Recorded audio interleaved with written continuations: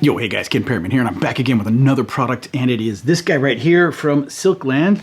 Well, you know what it is. You clicked on it. Let's just get right into it, and I'll just show you what it does, or what it is. All right, okay, I'm gonna hold this up, but I don't know if you can see this here. Let me show you real quick. This is, oh, I see. Yeah, it's 3 foot. It's about 3 foot. So 4 gigabits per second, 240 watt power delivery. It has the logo on one side, and of course the capabilities of the device, the cable here. So this braiding is really robust. It's really strong, and it almost kind of holds its shape a little bit.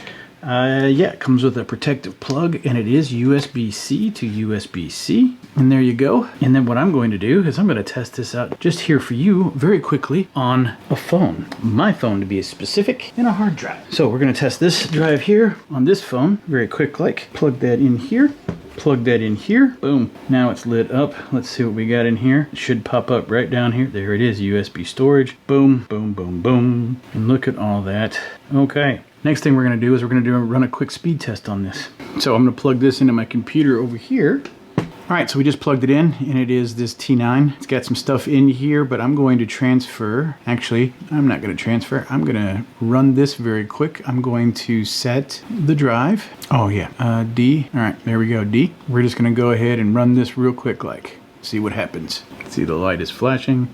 All right. That is basically it for this guy. But this guy is, its speed is 20 gigabits per second. So let me go ahead and get a 40 gigabit per second hard drive and show you how this goes. All right, now I'm gonna also do this probably, hopefully on my MacBook, but right here I have a Samsung 970 in here with an Oracle drive that is capable of running 40 gigabits per second in this guy. I just disconnected it from my MacBook because I use that for editing. I actually edit directly onto this because it's so dang fast. So now we're gonna go ahead and plug this into this computer, and it is lit up. Okay, then we are going to go over here. I am going to select the D drive here. That is correct. All right, and let us go ahead and give that a shot. And is she running? Yes, she is. You can see the green light flickering. I was going to say, now generally speaking, even though you have 40 gigabits per second, theoretically the max speed that you'll generally see is right around from this drive is, and again, the drive is going to be more of the throttler, the bottleneck of anything in here. So basically the drive enclosure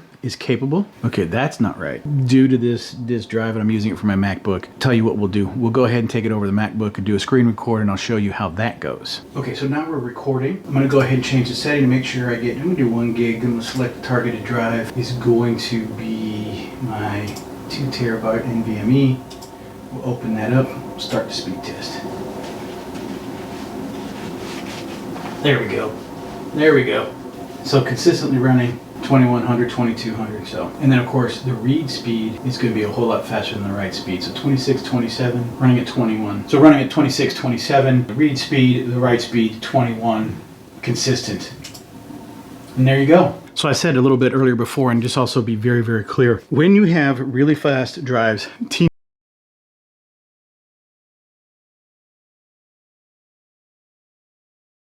10 gigabits per second. The problem is if you don't have the right setup, internal drive, enclosure, which this is all built into one, and cable, and of course your ports on your drive, if they're not all aligned, that device is going to be your bottleneck. But what you do know is this is fast. This cable at 40 gigabits per second capability, theoretical speed, you will not be bottlenecking with this cable. A lot of people don't understand. They'll buy a really fast drive.